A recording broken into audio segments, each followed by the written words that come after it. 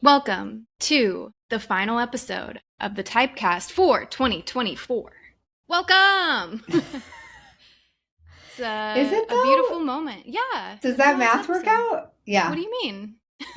I don't know. I'm just thinking of the calendar in my head and it's all a blur. Like, is it not July? Oh, I see. You're confused about the time of year because it went so fast. It's just so fast. It just always, it feels like, especially for us, we've been in such a sprint. I guess we've had seasons of sprints, but we've been like kind of in it, which I guess if you're an entrepreneur, you're sort of always in it. And if you're self We're employed, always in I don't it. know. Yeah, we're just always in it. And probably most people are always in it. You know, one minute you're in it and the next you're not. But yeah, it feels like we've been working towards the end of this year for a really long time, but also like you blink your eyes and it's over. So I'm excited to talk about what we've been working on and what we're planning to work on. Yeah, I think we want this episode to be a little bit reflection. Let's put that in the pot. A little bit upcoming plans. Let's put that in the pot. A little bit just being seasonal and cheerful.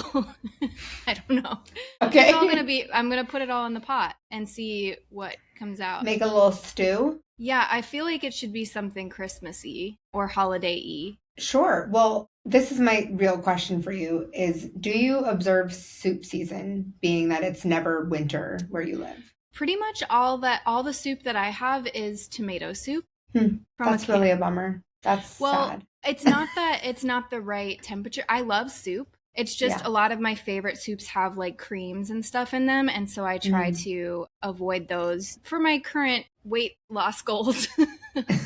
I really thought you were going to take this conversation in a different direction and talk about how cream doesn't settle your tummy. And I just thought it was a little No, I early in the freaking podcast love cream. episode. Give me cream. I thought we were going the IBS Oh, fart route, no. but not this early. Yeah, give me 15 more minutes and I'm sure we'll get there. Are wrapped for the year, like the Yep. Spotify wrapped. How can you avoid it if you're on social media? Everybody puts their Spotify wrapped up. My goodness. Hmm. But we did our good type wrapped and one of our things was like our number one topic on our podcast was poop and butts followed by typography.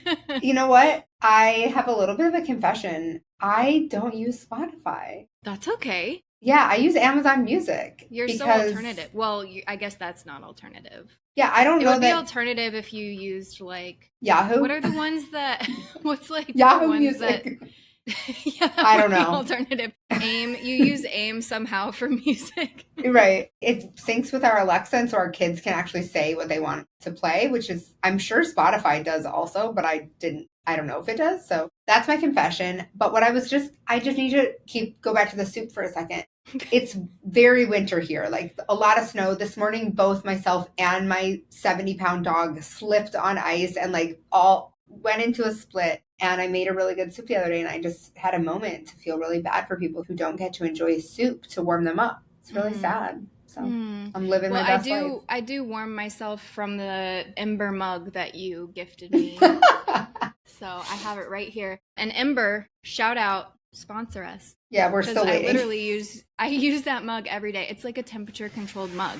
That's exactly what it is. It has an app. I never use the app because I can tell when it's at the right temperature, but the app will like ping you and be like, it's That at is your pretty preferred cool. temperature. That's really great. Yeah. I wouldn't know what my preferred temperature is. Okay, let's get into it. It tells you like what's an average for like a latte or something. Okay. Okay, interesting. Great. Now that we've said all that, Now that we've gotten that out of the way. let's start with some little reflections. Yeah. Shall we, on the year? My best friend, Tiffany, it was just my birthday, and she always asks me what my 3 top favorite moments from the year were.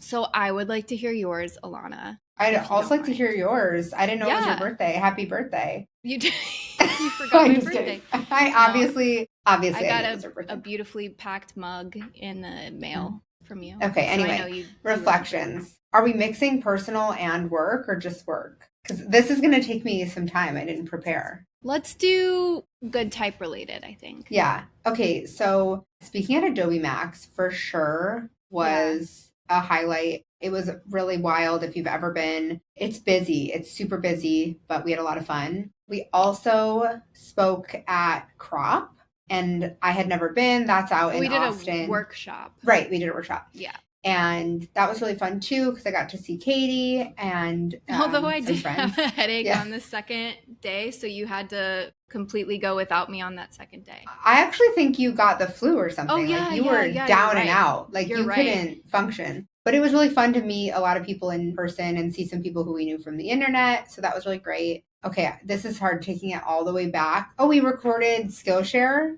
Mm-hmm. You came to Rochester and we recorded Skillshare. That was amazing. This is more than 3, but we went to New York City with Logitech, which was cool, and met Mm-hmm. some people there. Was that like January, February? That It was, feels I a think, million years February. ago. It Yeah. was. I got really sick there. Yeah. We're Wait, really good actually, at on like traveling. every trip, one of us gets sick. I don't know. Yeah, it's seriously true. But okay, so yours are all like in person things, which is really sweet. I think so because we work alone. I mean, we talk to each other all the time, but being able to like see people in real life and have that human connection, I think are things that really stick out as being different than the norm. You know what I want to highlight too is that all of those things, or like at least most of those things, were not things that just came to us. Like we asked for them, which is Oh, cool. Like yeah. we Yeah. we made them happen. So like Yeah. Adobe, did they come ask us and beg us to speak? No, we pitched ourselves. Well, We we made pitched our stuff once. happen. Yeah. We pitched once. Oh, no, I think you're right. We've like Yeah. pitched to one person and then it like snowballs into another person sees what we've done with them. And so, yeah, we're constantly putting ourselves Yeah. And with asking for what we crop want. crop, like didn't we pitch to crop and say, "Hey, we want to do something?" And he's Yeah. like, "Oh, let's do a workshop." And what else? What were the other ones you said? You said, "Oh, the Logitech thing." Maybe that. But we wouldn't have talked to Logitech if you hadn't have Yeah. approached them in the first place. Yeah, for sure. I feel like there was a lot of other things that we did. I need to like go through my camera roll. I just want to highlight that because Yeah. like I feel like it's important for people listening to listen to like it's not just happening because sometimes you see people who are like doing a bunch of things and you're like wow like it's just coming it's just happening they're like it's just being bestowed on them but a lot of times there's like more behind the scenes going on and the more you pitch yourself the more those kind of things that end up becoming your favorite parts of the year end up on your Yeah. plate. That's a good point. Yeah, we pretty much exclusively ask for things. I Yeah. feel like it's really important to me to ask for what I want because like Yeah. especially with the internet is very loud. And so I don't expect and I don't think I am more deserving than someone else to be Yeah. getting these opportunities. Unfortunately, I think it comes down to like who you know and where you put yourself. But that's not to say like you have to know them just because you're lucky. It's you have to meet them. You have to put Mm-hmm. yourself in their inbox or send them a DM or meet them in an in-person event. And I think you can do that from anywhere with any size following, with good work and good intentions. And my first book deal was because I asked for one. And then every other book we've worked on, I mean, we've asked for things and then tried to prove ourselves each time. And Mm-hmm. obviously we get plenty of no's. But I Oh actually yeah. like I don't even remember. You don't remember them because the ones that work are worth it. Yeah, The ones totally. that say yes. Yeah, I used to be really uncomfortable at putting myself out there. I'm a lot better now, and especially because of teaming up with you and like watching you do your magic. I'm like, oh wow, it's maybe not as big of a deal as I'm like building it up to be in my head. And then you realize that people are just people, even if they're at the top of their career goals. They just want to connect. They have like families, they have similar interests, and you just have to like look at them in that light and approach things like, oh, this is just a regular human. I don't have to change anything about myself to win this job or appeal to them. I just have to be Yeah. myself. I actually had a little bit of a revelation this week too with one of the things that Katie and I had been, or I guess not Katie, it's something that I had been like, this would be a big goal for me. And then something happened where I just was like, oh, wait, I don't want that. Like it sounded like it would be really validating and rewarding. And then I like remembered something clicked and I was like, oh, I think it's often like when you see someone else do something or when you see a big company working with small business or small creators, you're like, oh, that I want to achieve that. But just a reminder that these huge companies often employ thousands of people. And so working for them is not actually like, wow, you were the cream of the crop. Like you're the best in the biz. It's actually like a regular job at a company that sounds pretty cool. And I think I just had a moment of shiny penny syndrome where I was like, ooh, that'd be cool. And then I was like, actually, I like what we're doing better. It makes it sound like I was applying for a full-time job. That's not at all what it was. No, you know what my shiny penny was like earlier on in my career? Young Guns. Oh, same. Are we too old for that? Yeah, we passed, and I had to take a moment to be like, I am old now. I'm no longer a young gun. Actually, this is very current because the Forbes 30 Under 30 just came out. And we met Erin, Advice with Erin, who is one of the recipients. She's on the list. I don't know. And she did this really great post that was like, hey, I remember looking at this list and like wanting to be on it and being on the other side of it now. Here's my advice for you if you're looking at this list and feeling like not worthy enough. It's an opinion piece. It's based on specific stats in the business world, like someone sees you making a difference. It is not about how kind you are. It's not about how financially successful you are. It's not about how many followers you I mean, some of it is because you're getting seen by people, but like it's not a measure of things that define your success. It's cool. And Erin's business is all online. She has a lot of visibility. And so she was like, I'm really honored, but also like, just so you know, this doesn't define who I am and it shouldn't define who you are. And I was like, I wouldn't even qualify. I'm above 30 for several years now. And I still was like, that's really great. I really appreciated that because it's so easy to see that and be like, why did I get that? You know what I mean? And like, not that we would even I've be even ever had on my radar. I never considered that I would be.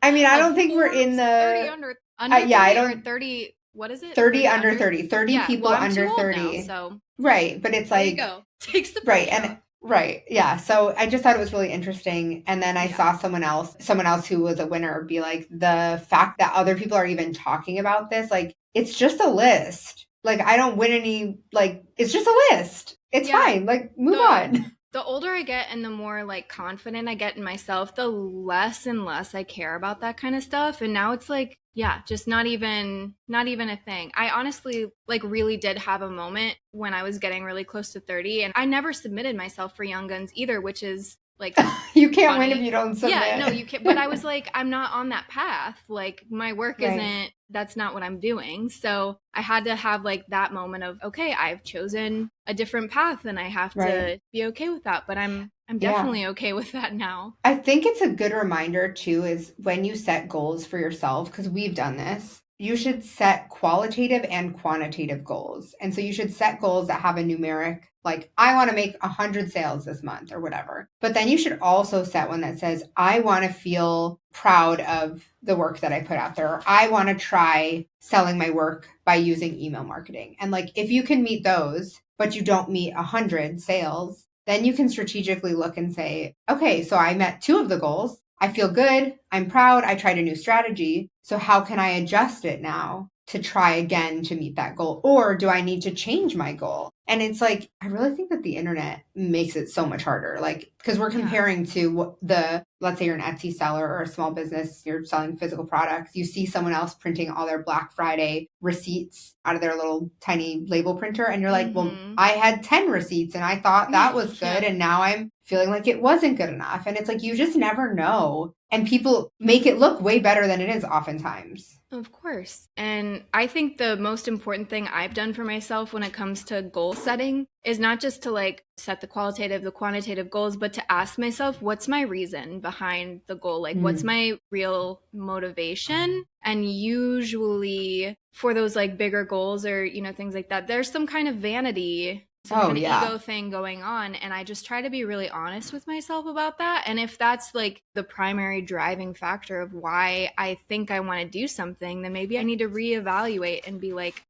is that really worth it? Because those goals that are just kind of vapid, except for the vanity, it never feels good when you actually get there because it wasn't for you. It was like you trying to impress other people or like prove your worth or get validation. which, man, is like the theme of my year in therapy this year, is to Yeah. like move away from that stuff. And I feel like I really have, and I feel like the most myself that I have in years because of it. You certainly have. And sometimes I'll ask you something and I'll be like, yeah, we should do this. This will be so cool. And you'll be like, but what will we gain from it? And in my head, I probably am like seeing a like counter or something. And you're like, what do you think we have to gain from that? And I'm like, oh, yep. The balloon deflates, but like in a good way, because it's so easy to fall down that trap. And it's so much harder to pull yourself out of it and be like, I can find the validation I need elsewhere, which should be internal or from people in your inner circle that are super important to you that can help you find that, but internal for sure. So, yeah. And yeah, I wow, think way to that go. leads really well into like the next phase of our business. And we can like talk a little bit about that. Yeah. Because we could easily be chasing those shiny pennies and be trying to get on whatever's the coolest list to get on of Yeah. like entrepreneurs. I But don't even really associate as an entrepreneur. Do you? Like I yeah, am, but I like that's do. not the way I would, if I was like at a That's not meeting number with one on the someone, yeah, list, it wouldn't be number one on my list. but yeah, I mean, that's not really our goal because, well, I guess let's kind of talk a little bit about the backstory of how we got to this pivot that we're about to embark upon. So we did an episode about this a couple episodes back, so you can go and listen to like the full shebang, but we'll do a little tie it up in a quick little bow here. Basically, I came to Alana a couple months ago and I was like, hey, guess what? I have the Sunday Scaries for a job that we created ourselves. So I was like feeling really depressed on Sundays, not wanting to go to work on Monday because just something was feeling off. Like the work that we were doing was so much of this year was like logistics and planning and trying to wrangle tech systems, which neither Alana or I enjoy at all. Like it's our least favorite thing. Trying to answer support emails, like so much of our work just innately became things that we didn't originally set out to do. Like we set out to be creatives and then we kind of fell into this teaching role because it felt so natural and because we saw like such a gap and a need for it, and we were both just like super passionate about helping other people, but we ended up kind of going so much in that direction that I definitely felt like I had lost some of that initial spark that set me on the creative path in the first place. Yeah, I actually have the message you sent me and my response. So is it okay if I read it? Please. Okay, so I think it was July, and Katie wrote me at almost 10 o'clock at night, which is like, I was in bed for sure. It says, what if next year we go all in on our career as artists? Freelancing, art licensing, whatever we want. We work together to find clients, ourselves, and for collabs, and we help each other through the whole process. Then we split whatever we make down the middle and we document the whole thing and turn it into content and education for good type. And I responded with the Michael Scott meme of him as Michael Scarn saying, I'm in. And that was basically it. And then I said, I've sketched out 7 pieces for us to collab on today.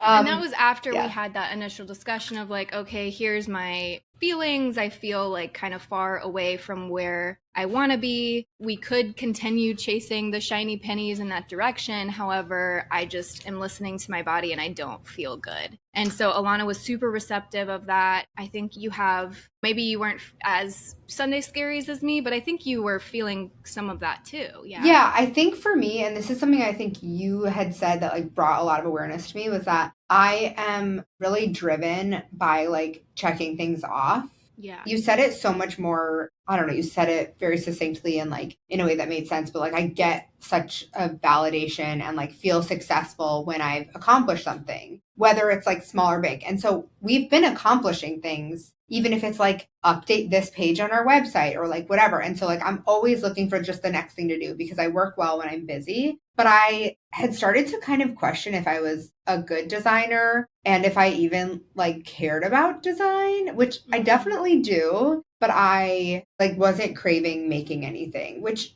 when it's like a big part of who you are, like I started designing things in some capacity. I mean, it was meant to be in the world of design. It is a great fit for me. And yeah, when you start to feel like, I don't know if I like feel like doing any of it, it feels bad.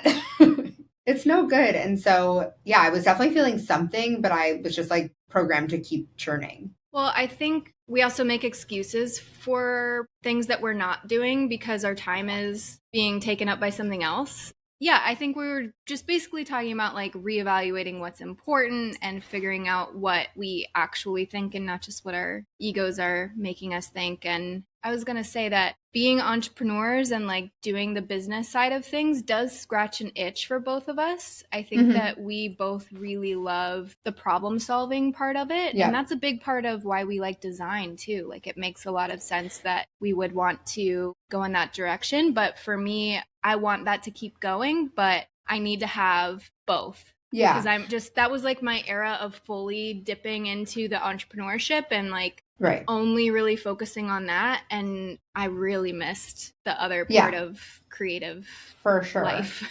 So, mind you, we're doing all of this while we're simultaneously writing a book about finding your creative voice and honing in on your voice and understanding what style is. And I think for me, I sort of always struggled on riding the line between business and creation, like being creative. And they work really well together. And so, as we're writing this book, which is something that it's the question or like the kind of pain point that we find the most with our students. And so I kind of expected that I went in thinking that I am like the perfect candidate, which I think I am. Like, I think this book is something that I need. As much as I need to write it, I need to read it. And I think I went in thinking I would have like an aha moment. And by the end of writing the book, I'd be like, I know my style. Like anyone could recognize it from a mile away. But the truth is, what it reminded me of was that we, in some ways, are incredibly malleable and we enjoy that. And we enjoy experimenting and we enjoy trying new things. And that we're going to bring our style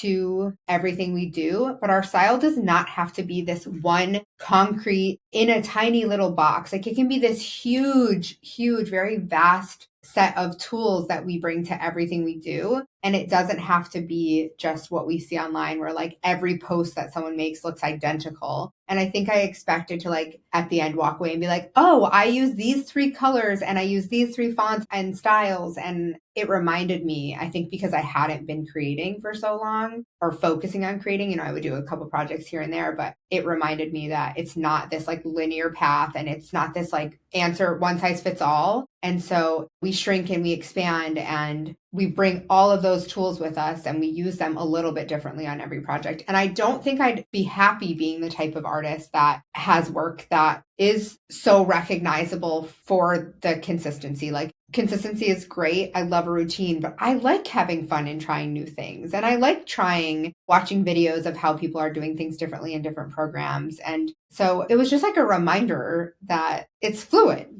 But we did find some really clear threads for you. Yes. Yeah, and they helped me so much. It's not colors necessarily. It's not you always use X, Y, and Z colors, and it's not you always use X, Y, and Z motifs. Although there are quite a few that you use frequently, but it's more of like what your work is about and what you're trying to convey. And I mean, you do a lot of the like motivational, inspirational quotes. You want love a cliche quote. Yeah. Love it. But they're not, I don't think they're I love them. Cliches. I think. Well, it doesn't matter. I love it anyway.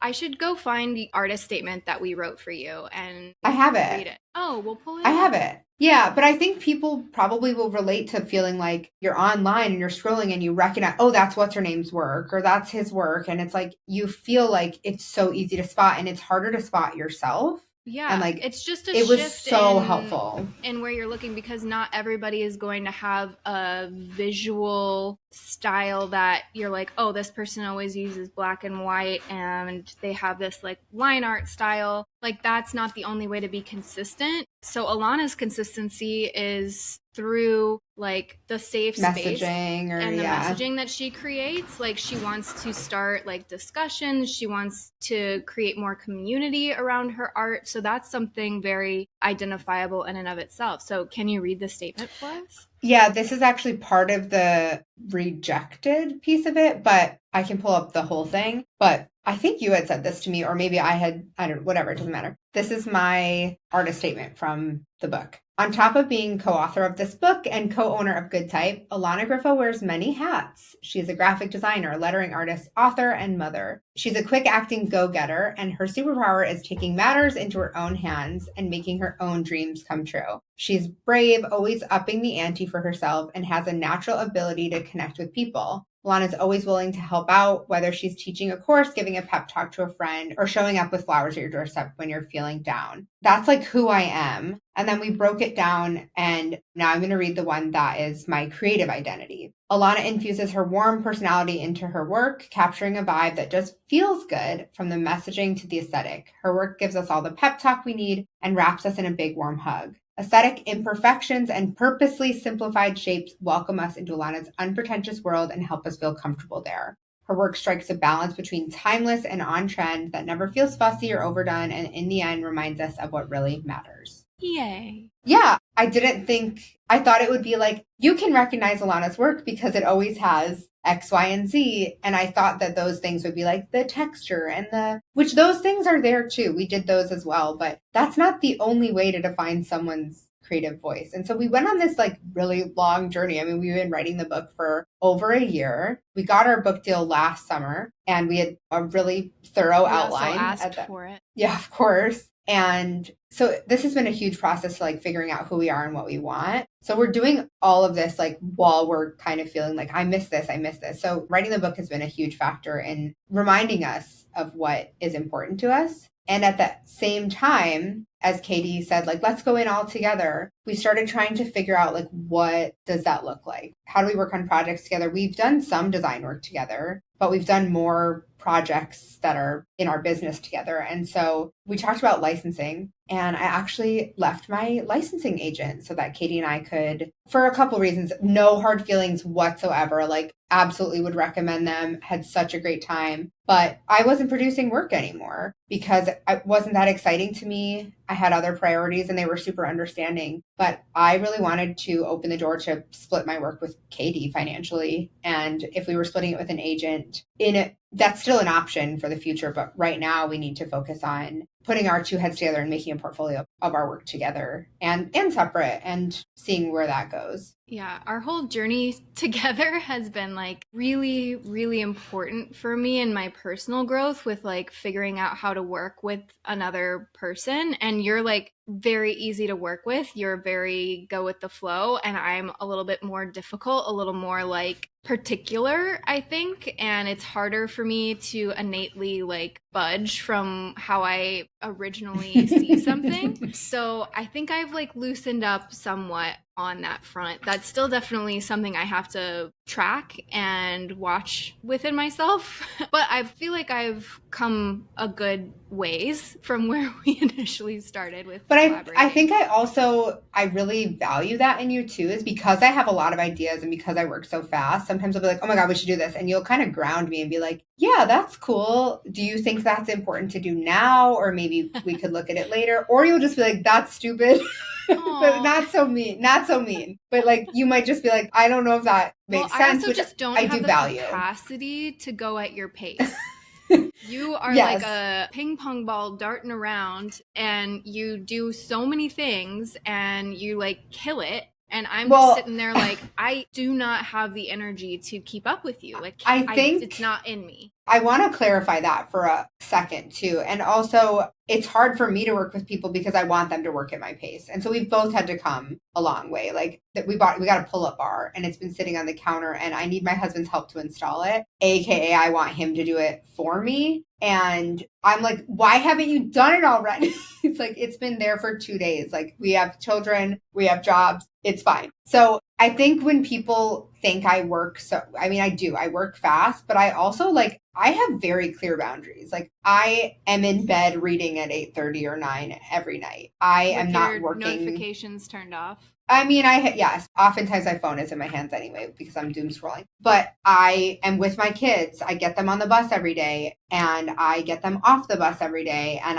we have family dinner every night. And on the nights and weekends, we are not working. We are together. Sure, we're doom scrolling at times because we're humans. but like I think it looks like I'm pink, like I'm so fast because I do think and move really fast, but I also like I am not burning myself too thin. I am not like spinning the wheels. I think I've been doing it long enough that I know that this is like a good thing that I have, and that I know when it would become a bad thing, like when it would lead me to being totally wiped out. You do, though, come to me saying you feel like exhausted and like we've been sprinting nonstop, like fairly Yeah. often. Do you think Yeah. that that's part of the pace that you are setting for yourself and you don't realize that it's Yeah, I don't think I impacting you? cannot. I guess what I'm trying to say is I don't want people to be like, oh my God, Alana just fits so much in. She's never stops. Like I do stop. I have clear I boundaries. I think what I'm trying to point out is that maybe there is a consequence to it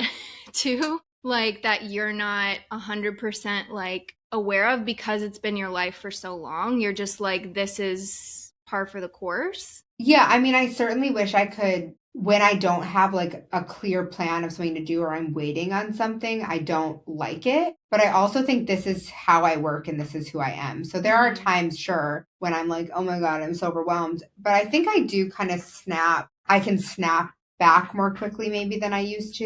Mm. And I think taking nights and weekends off is really important for me Yeah. because if it's during the workday, I mean, this is a recovering girl boss talking, but if it's during the workday, like I don't know what to do with myself if I have like an hour where I'm like in between things and there's nothing to do. Like I will make something to do. And I'm so not that way. I'm just like, oh, yay, I like built this job for myself and now I have a Yeah. second to like think because I'm such a deep, long, like I take a lot of time to process things. Even my therapist, she just recently said we need to move to like every other week instead of every week because you're making more progress in between sessions when you can just like sit Mm, and process that's great. than you are like actually in the session. So, and I think that's just so funny how differently we work on that. So, I think that's one of our Yeah. biggest challenges as far as like when we're crafting a work schedule that fits both of those needs because they're on both Yeah. sides of the spectrum. And we also, I mean, this conversation is going in a really different direction than we planned, but we also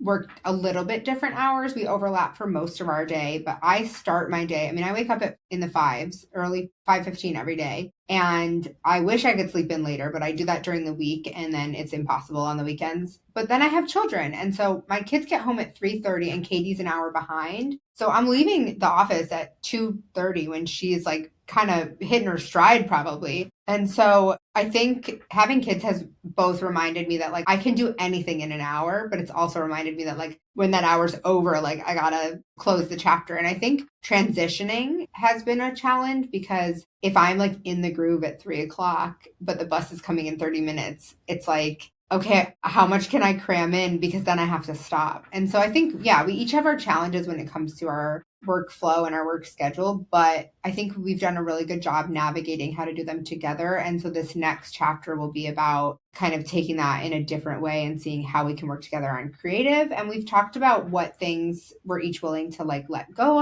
of and what things are really important to us about our process because we want to make work together. Yeah, and again, that was especially when we just started working together, that was one of the more challenging things for me. And I remember our first piece that we made together was the promo piece that we spelled incorrectly, by the way, for art licensing for letterers. And you created something and then you passed it off to me, and I like really ramped it up into my Oh, yeah. style. Yeah. And I remember you texted me back and you were like, honestly, my first feeling was like a little bit, I don't know how you worded it. It wasn't like upset. It was just like, oh, did she not think my idea was Yeah. good enough because I morphed it so much? Because Yeah. that's all I know how to, all I knew how to do. I was like, Right. okay, well, now I cadeify this.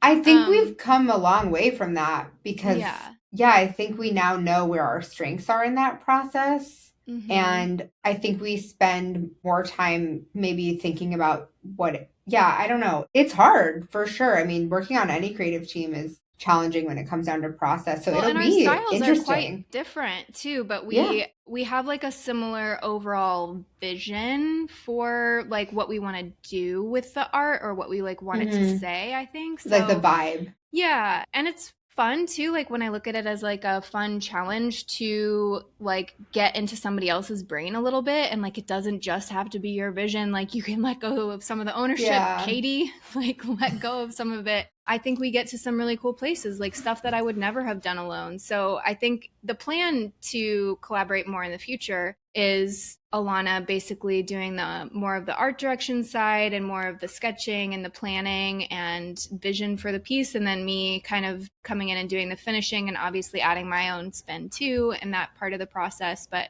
that's how we really have approached everything in our business and writing our book. And yeah, so that's what we're going to try. Yeah, and then there are times when that is not going to work and I'm going to need Katie's help on the sketching. There's times, vice Yeah. versa. But I think there's going to be a really wonderful middle ground where we can bring in some of the like maybe quirkiness of my work with the detail and finish that is in Katie's work. Because while our work is different, like it still fits under the same umbrella. And so I think finding the ways that it overlaps is going to be really cool, and it'll give us more room to play. And we've also spent some time with some other creative duos who we've kind of looked at how they work together, and it's been so cool to see. Like, just to name a couple is Amy and Jen, and to see like they know their strengths and their weaknesses so well. The Hood Sisters. Yep. And then DKNG. And we really got to see more of a look in their process. One of them is more illustrator and one of them is more design. And so when they bring those together, it's like your mind is blown. You're like, that is so cool. And you're like, oh, two people did that. Oh, so it's double as good. It's double as I love good. it. Yeah, I love it. So I think there's another duo that we love so much, and I'm unfortunately forgetting. There's lots of great duos out there. There's so many. I think I'd like to wrap up this conversation with like the mentality that we're trying to go into this year with. And that is, well, we're calling the whole thing right now, we might come up with a different name for it, but we're calling it the experiment. And that's not just because we're seeing what it'll be like if we really go all in back on our art careers, but we want to experiment with things just like on a daily basis and just come with the curiosity that is so fun that at the beginning of things that you kind of lose sometimes as you get like stuck in your ways or further along in your career or whatever. Like I just really want to, instead of doing things the way that we've always seen them be done, I just want to ask questions and be like, what if I did it this way? What if I approached it this way? It's not conventional, or it might not be the right way, but I just kind of want to like look at it as an experiment. And like Lauren Hom said recently in her conference talk, she said she's just tinkering, and I really appreciated that. And like this phrase that's come up for Alana and I so many times this year is it's not that deep. We've kind of used that as like our North Star to remind ourselves like we're not doing brain surgery. Thank God we're not doing that. We're doing something that it's a lot less pressure. It's supposed to be fun, like underline exclamation point. And I want us to like keep that at the center of this year is like, how can we find like everyday joy in just like playing and tinkering and like picking out the things about this career that we love so much? Yeah. So our what if question is sort of, what if we went all in on our art career together? And so I think our question last year would have been, what if we went all in our business? And the question is sort of the same, but we're just putting the emphasis on a different piece. And so outwardly, it's not going to really look that different. Like we still have our courses, we still are, our core is about helping other people pursue their creative careers, make a living from their art, enjoy their jobs, and adding transparency. We're getting to do it too. Again. Yeah, but now we're going to do it alongside of our teachings. And so we'll be documenting and sharing, like, let's say 1 week we're trying to book a project. We'll say, here's the pitch. Here's how many people we emailed. And here's how many people said no. Hopefully we'll get a yes. And just trying to share it in a different way through the ups and downs, and also let people more into the behind the scenes of Katie and my conversations. So here on the podcast, we'll still have guests on occasion, but we'll also do more episodes like this where we just talk, because we always find that we both leave those conversations with a lot of clarity and a lot of good kind of nuggets that help us. And so might as well just record them. Yeah. And then I think just approaching each of those kind of topics with those questions. Like, what if I reached out to 20 clients this week? Or like 20 potential clients, or kind of look at it almost scientifically, like, and then Yeah, just we're getting observe. data. Yeah, exactly. And just observe and not judge too much what happens from it, but just like view it like a scientist would. Like, okay, this was the hypothesis, this was the question, this is the outcome of it, and this is what I learned along the way, and just kind of Yeah. let it be a year of tinkering. We made a list of our dream goals, things for the year. But Like like dream Katie just clients said, and yep, collaborations and stuff like that. yep. And then something that I'm also really looking forward to with this is that I have found that, especially with like, I don't want to say the weight because it sounds bad, but like with the task of curating a community of over 1 million artists around the world, we really think about what we're posting. And I'm excited to approach social media with more of a like, what if I posted this? What if I Mm-hmm. just put it out there? Like, it doesn't really What if I matter if didn't overthink it? what if I did everything? I saw this great post that was like a social media manager at her desk on her phone, but she's an overthinker, so her screens all said, "I'm not just scrolling, I'm the social media manager."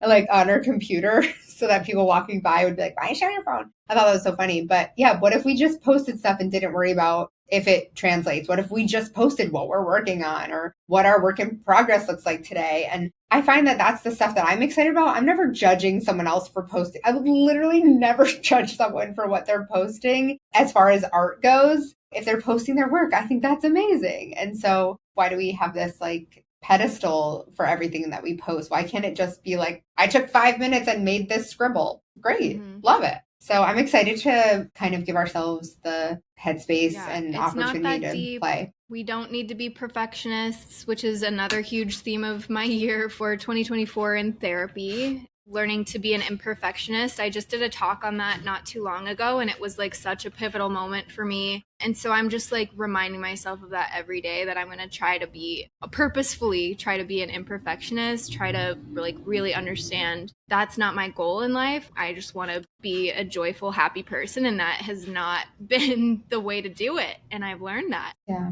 Yeah. Well, I'm So, excited for this. curiosity, collaboration, and seeking joy and being imperfectionist. I think all of those things are going to be pillars of our year, and we're excited to share it with you and just see what happens when we tinker.